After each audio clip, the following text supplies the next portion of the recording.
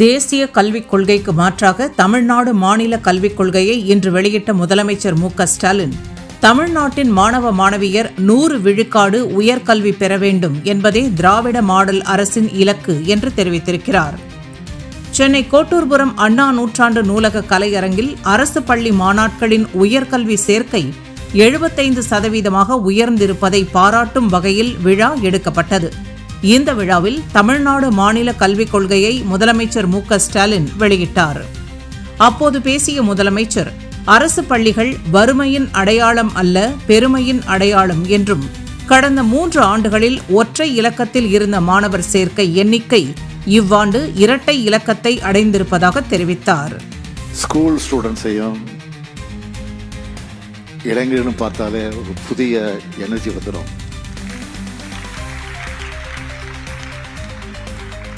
உங்க வயசுல என்ஜாய் பண்ணலாம், நல்லா படிச்சு சாதிச்சு மற்றவங்களுக்கு எடுத்துக்காட்டாகவும் மாறலாம். அப்படி எடுத்துக்காட்டா மாறி இருக்கக்கூடிய உங்களை பாராட்டுகிறேன், வாழ்த்துகிறேன்.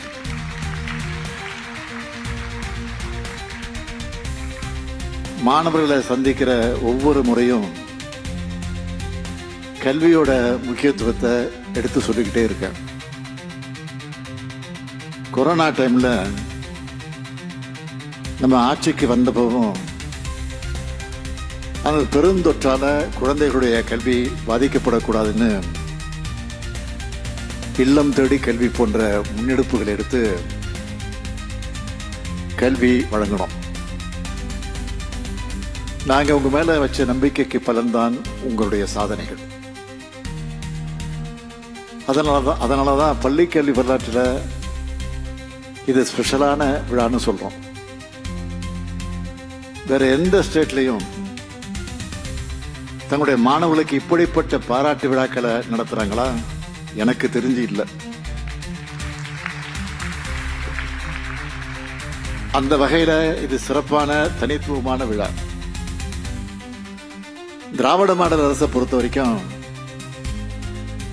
எல்லா மாணவர்களும் பள்ளிக்கல்வி முடிச்சு உயர்கல்வியில சேரணும். அதுக்கு முதன்மை உயர்கல்வி நிறுவனங்களில் சேரக்கூடிய இந்த மாணவர்கள் மோட்டிவேஷனா இருக்கணும்னு தான் இந்த விழாவை நடத்துறோம். பசங்க படிச்சு பெரிய ஆளா ஆகிறத பார்த்து மகிழ்ச்சி அடைகிறது ஒரு தாயின் உணர்வு. இந்த விழாவும் திராவிட மாடல் அரசோட தாய்மை உணர்வு தான்.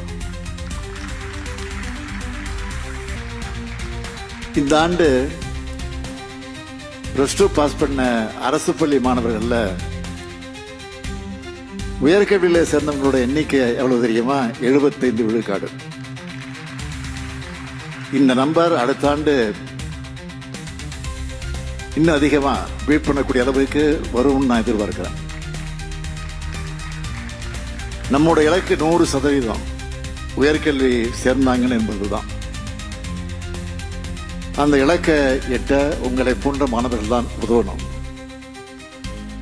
உங்க நண்பர்களுடைய நண்பர்கள்னு யாராவது காலேஜில் சேரலன்னா எந்த சூழ்நிலையிலும் அவங்க படிப்பு கைவிடப்படக்கூடாதுன்னு சொல்லி அவங்கள நீங்க படிப்பை தொடர வைக்கணும். இங்க வந்திருக்கக்கூடிய நீங்க எல்லாரும் பெரிய உயரத்திற்கு போக போறீங்க. அந்த உயரத்தினுடைய முதல் அடி காலேஜ் லைஃப். அதுலயும் நாட்டிலேயே முதன்மையான கல்வி நிறுவனங்கள்ல நுழையும் போது உங்களுக்கு புது கதவுகள் திறக்கும், புது சூழல் அமையும், புது அனுபவங்கள் கிடைக்கும். இது உங்களுடைய கேரியருக்கு ரொம்ப உதவியா இருக்கும். 2022 இருந்து கடந்த 3 ஆண்டுகள்ல நம்ம அரசு பள்ளி மாணவர்கள் எத்தனை பேருக்கு முதன்மை உயர்கல்வி நிறுவனங்கள் இடம் கிடைச்சிருக்கு தெரியுமா? 9777 பேருக்கு இடம் கிடைச்சிருக்கு. இந்த ஆண்டு மட்டும் எவ்வளவு தெரியுமா? 901. இன்னும் பல உயர்கல்வி நிறுவனங்கள் அட்மிஷன் முடியல. அதனால இந்த எண்ணிக்கை இன்னும் அதிகமாகும்னு நான் நம்புறேன். இதுல இன்னொரு சிறப்பு என்னன்னா, கடந்த 3 ஆண்டுகளா ஐஐடிக்குள்ள சிங்கிள் டிஜிட் நுழைஞ்சுக்கிட்டு இருந்த நம்ம பசங்க இந்த ஆண்டு 27 பேர் நுழைய போறாங்க. அதான் டபுள் டிஜிட். குறிப்பிட்ட சில டிபார்ட்மெண்ட் இல்லாம 93 முதன்மை உயர்கல்வி நிறுவனங்கள்ல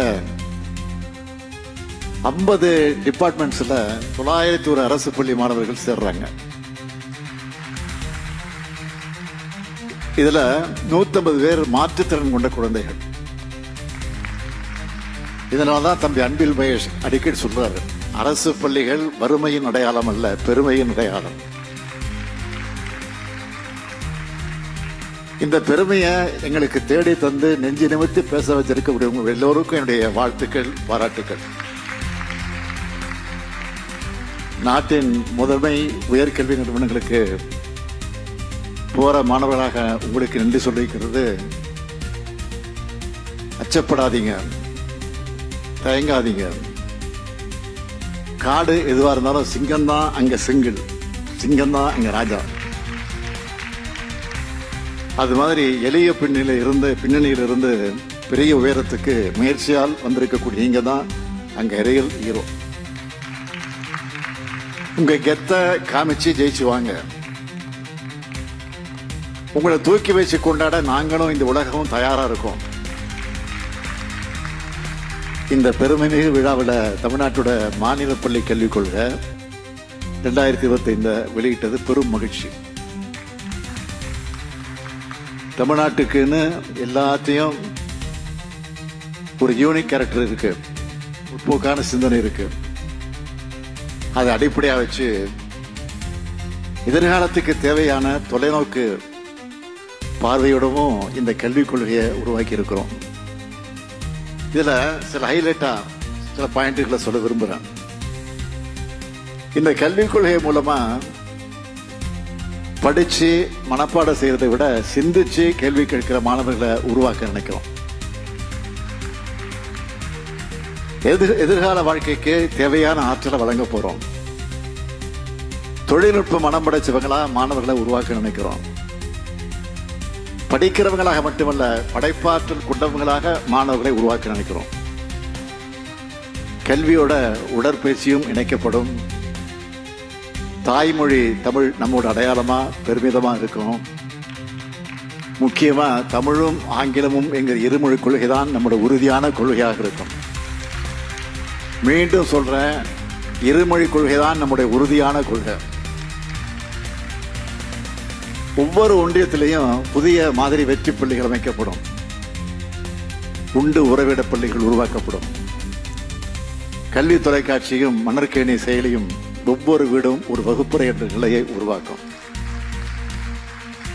மதிப்பெண்களாக இல்லாம மதிப்பீடுகளை நோக்கிய பயணமா தேர்வு முறை அமையும்.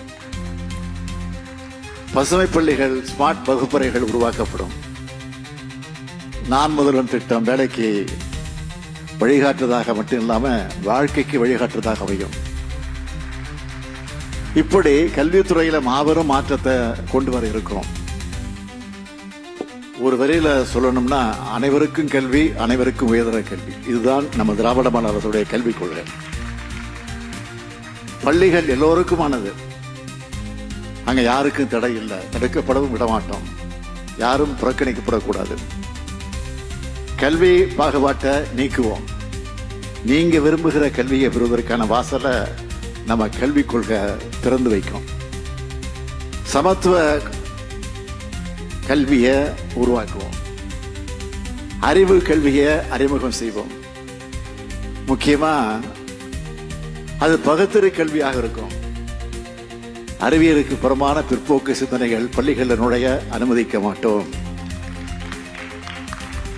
நம்ம மாணவர்கள் உலகளவு போட்டி போட்டு வெற்றி பெற இந்த மாநில கல்விக்குரிய துணையாக இருக்கும். மொத்தத்தில் கல்வியில முன்னணி மாநிலமாக இருக்கிற தமிழ்நாட்டை மேலும் முன்னேற்றுவோம். கல்வி மூலமா எதிர்காலத்தில் நீங்க எல்லோரும் பெரிய பெரிய அதிகாரிகளாக, அரசியல் தலைவர்களாக, அறிவியலாளர்களாக, மருத்துவர்களாக, சட்ட அறிஞர்களாக, பொறியாளர்களாக, கலைஞர்களாக உருவாகி உங்க வீட்டுக்கும் தமிழ்நாட்டுக்கும் பெருமை சேர்க்கணும். இது போன்ற இன்னொரு மேடையில உங்களை எடுத்துக்காட்டா சொல்லி மற்றவங்களை ஊக்கப்படுத்துகிற அளவுக்கு நீங்களும் உயரணும், வாழ்த்து விடைபெறுகிறேன். நன்றி, வணக்கம்.